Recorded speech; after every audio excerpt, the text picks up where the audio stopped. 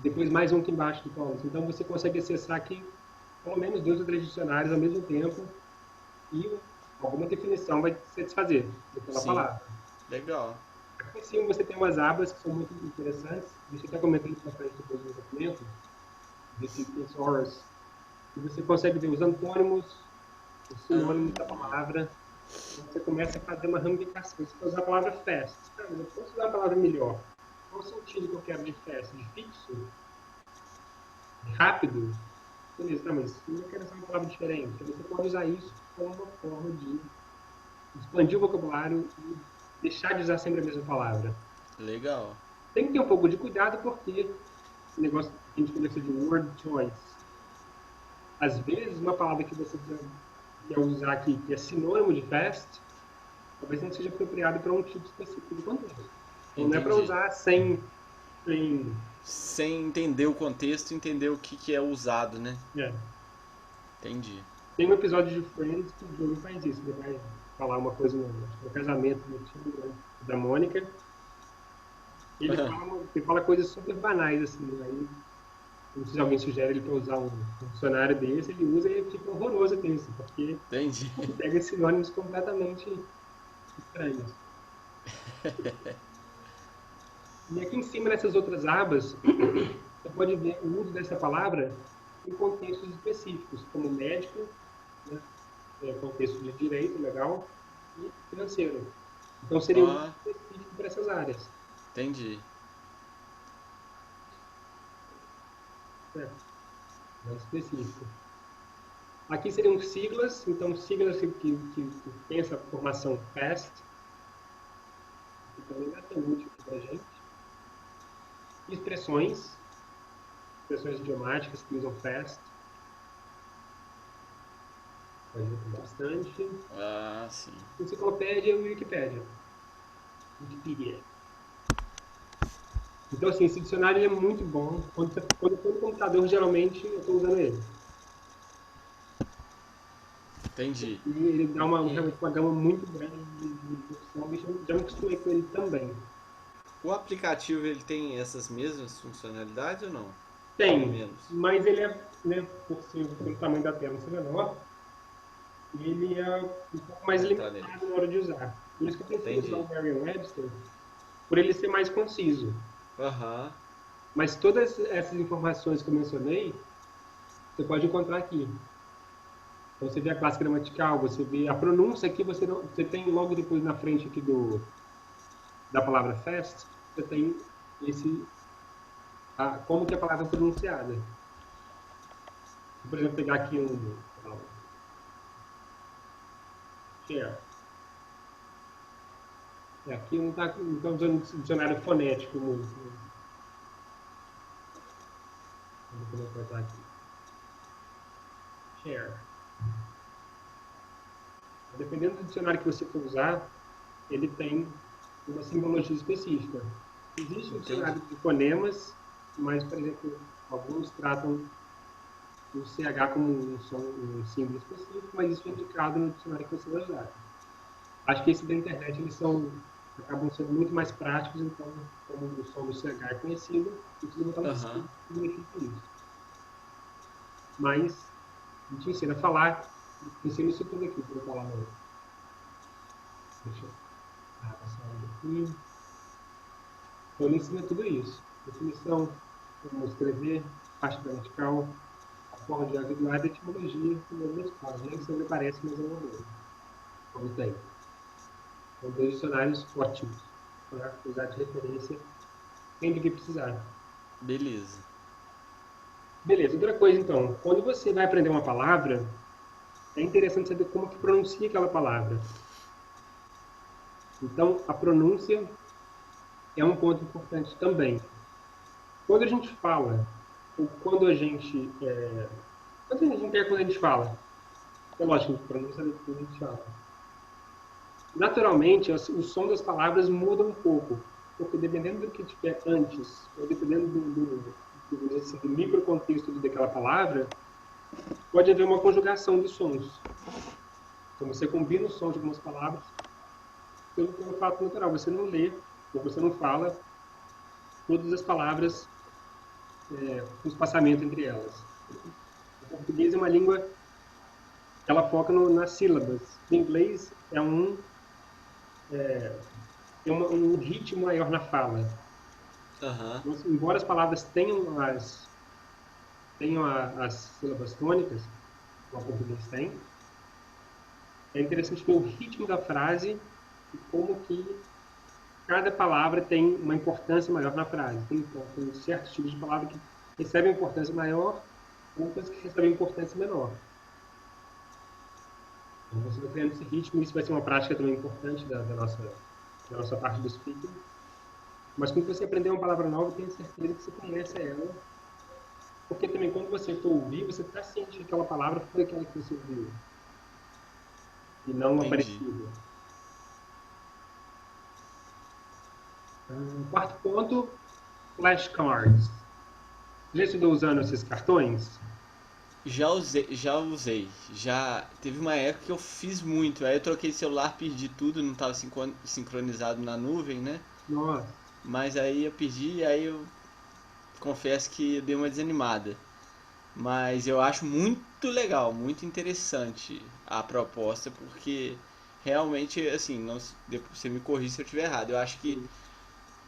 é muito uma palavra nova, você só consegue realmente colocar no seu vocabulário depois que você tem contato com ela. Não sei se tem um estudo, tantas vezes, mas assim, Uhum. não é duas vezes que você entra em contato com a palavra que você consegue introduzir ela no seu vocabulário, né? Sem dúvida. Então, eu acho que é uma ferramenta muito legal, muito legal.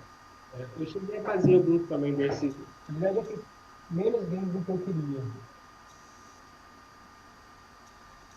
Mas eu comentei com você que eu comecei a aprender norueguês. Norueguês? É. Não. E eu estou usando justamente isso, esses cartões. Então, para pronome, coisas simples, palavras, animais, cores, números. Por que norueguês? Me explica. Porque eu acho muito interessante. Eu tive vontade de morar no Canadá, tenho ainda vontade de morar no Canadá, é imensa. No Reino Unido eu também já tive a oportunidade de ir, tenho uma certa vontade também. Mas não sei, tem uma coisa na Noruega de uns anos para cá que me chamou a atenção, assim, acho que seria um lugar interessante de conhecer e Entendi. possivelmente de morar também no futuro, quem sabe. E um desafio Legal. também. Na verdade, Desafio total. eu comecei mais na quarentena, vi que é uma língua que não tem tanto conhecimento aqui no Brasil. E pode ter outra oportunidade futura se eu souber bem norueguês, pode me abrir portas. Com certeza. E Eu acho eu que acho vou que ter mais. eu acho assim, quem ensina línguas é importante estar também nesse processo de aprendizado, porque é isso, assim, você fica mais próximo do aluno, né? Você, eu não vejo, né? Eu também por te conhecer, por você ser meu primo, eu sei que você é muito tranquilo com relação a isso, mas a gente tem um pouco, existe uma, tem até uma expressão que fala isso, né? Que é quando eu esqueci a expressão, mas tipo assim, quando você tem um conhecimento, esse conhecimento ele te deixa pior para você ensinar uma coisa, porque você conhece. E aí às vezes para você as coisas são óbvias, então você deixa de passar vários conhecimentos e quando você está mesmo que não seja na mesma língua, mas você está no Uhum. mesmo processo em outra língua, aquilo te deixa mais dentro da realidade para você ensinar para as pessoas. Eu acho muito É. legal, muito legal. Interessante. Nunca ouvi falar alguém que está. Não, não, não nunca, agora já, né? Agora já. Mas estudar Até agora, norueguês, né? primeira vez. É. Primeira pessoa. Mas é muito comum isso, ver pessoas Legal. que dominam o assunto e falam assim, não, mas isso é muito fácil, pô, o inglês é muito ridículo. É, Porque esqueceu o aperto que passou quando aprendeu. isso, exatamente. O inglês não é fácil. O inglês é mais fácil do que árabe, do que japonês, do que É, português. Quando você aprende do zero, é se você não tem aquela língua como referência. sim, Mas a partir do princípio que você determina, você, né, decide que vai aprender alguma coisa, aquilo não é fácil. Então, quem fala que é fácil, realmente um- é uma mistura de sentimentos, mas assim, um certo menosprezo com a língua, porque ela não é fácil. pois é. E Fácil o de saber o que. processo. E é aquilo que você falou, tudo que a gente aprende é difícil, né? Tudo que a gente não sabe vai aprender é penoso, é chato, é desgastante, cansa, né? Então assim, quando você tá passando, quem tá ensinando, tá passando por esse processo em alguma outra coisa, cara, é muito importante, eu acho, sabe? Muito importante, muito legal. Então, assim, acho que foi uma das únicas situações da minha vida que eu usei de fato. O flashcard. Flashcards, eu cortei uma folha A4 em diversas partes, acho que 8, eu não sei. E fiz uns cartõezinhos para mim, escrevi mesmo em norueguês e inglês do outro lado. E eu vou indo. E realmente eu vi que eu aprendia muita coisa. Eu aprendi assim, reforçar o conhecimento das palavras, né? A aderência das palavras. Mas você usou ele no papel, você não usou ele no Papel. celular, não. Não, eu cheguei até, acho que eu baixei o Anki, eu cheguei a baixar até o programa do computador, o Anki, mas não foi para frente o computador. Eu gostei mais do papel. Entendi. Mas eu, por exemplo, para fazer esses flashcards aqui, eu posso usar o celular? Pode, claro. O importante, o negócio é usar. Eu fiz Tá, no papel, eu falei só do dicionário que eu acho legal ter um dicionário físico para você olhar para ele e lembrar dele. entendi. Não, beleza. Pegar. Eu acho que eu tenho aqui a Marina, eu acho que tem. Eu vou Mas ver com assim, ela. o mais, Mas se não tiver, eu vou comprar um. quando é o flashcards, eu acho legal tanto celular, porque é importante ter esse tipo de prática, para ter aquela repetição intervalada, né? Então, quanto mais você faz uma Isso. palavra, menos ela aparece. Quanto mais você erra ou não sabe, Mas mais ela vai aparecer. logo você É, vai não. cursar aquele conhecimento, depois você vai não É, precisar repetir tanto com tanta frequência. e aí você vê, porque assim, na verdade, tem muitas palavras que aparecem muito, né? Então assim, muitas palavras, igual tem uma palavra, spot. É uma palavra que vira e mexe eu vejo e eu nunca sei. Eu sei que tem várias possibilidades de significado, né? Também. Mas eu nunca sei o significado da raio da palavra, mas se eu coloco, se eu estudo ela, depois coloco no flashcard e faço essa revisão sistemática, daqui a pouco eu estou incluindo ela no meu vocabulário. O que aconteceu, está acontecendo já com increase, né? Increase Uhum. increase é tipo melhorar, né? Tipo aumentar, né? Isso, é. Exatamente, Mais ou depende menos. do contexto, ela pode ser uma coisa ligeiramente Dif- diferente. Diferente. Então eu tô vendo que, por exemplo, increase era uma palavra que eu não sabia o que era. Eu já me expus ela algumas vezes e eu já me dei quando eu penso em inglês, assim, tento fazer uma frase, ela já está no meu hall de possibilidades de uso, né? Ótimo. Ainda preciso melhorar, ainda não está 100%. Aham. Mas eu vejo que é isso, é porque eu já vi ela várias vezes e aí agora eu já sei o significado, já entendo ela na frase, no Uhum. contexto. E é isso, mas é um processo duro. E aí se você pega as palavras que você vê com muita frequência e tem isso, elas no flashcard, eu acho que é muito. Em um tempo longo isso faz muita diferença. Tem uma coisa que eu escuto muitas vezes pessoas falando, que é justamente sobre isso também. De você fala, você vê uma palavra assim, nossa, eu nunca lembro o que essa palavra significa. Mas tem uma dica que é ótima. Pega essa palavra, você não conhece, você não identifica ela, você não entende os spots. Pega os spots. E escreve uma frase que é próxima do seu contexto, que significa alguma coisa para você, com essa palavra. Uhum. Escreve mesmo, na mão. Dificilmente você vai esquecer. Assim, meu pai, não sei o que, e tenta colocar uma coisa assim. Eu fiz isso. Quando você cria um vínculo que seja uma coisa da sua realidade, você traz a palavra para sua, né? Você se aproxima da palavra, cria uma ligação com ela, dificilmente você vai esquecer. Depois, se Sim. você toma isso com o flashcard, depois esquece a frase, mas você vai lembrar, você vai olhar para algum objeto, você vai falar, opa, aqui é um spot, aqui é um spot. Mas no seu contexto, não alguma coisa que alguém criou para você. Sim. Inclusive o jeito que eu fazia os flashcards antes era exatamente assim, eu pegava tipo uma palavra num texto que eu não conhecia. Uhum. Aí eu anotava as palavras, né? Igual, por exemplo, lia um texto, esse texto que você falou lá do aplicativo lá. Uhum. Aí anotava as palavras que eu não conhecia. Aí depois eu pegava todas essas palavras e transformava ela em frases simples. Isso é muito bom. Botava no flashcard, porque quando eu revia ela, tava numa frase simples que eu conhecia Uhum. e e a palavra que eu não sei lá no meio da frase, mas aí, pô, a frase eu já conhecia.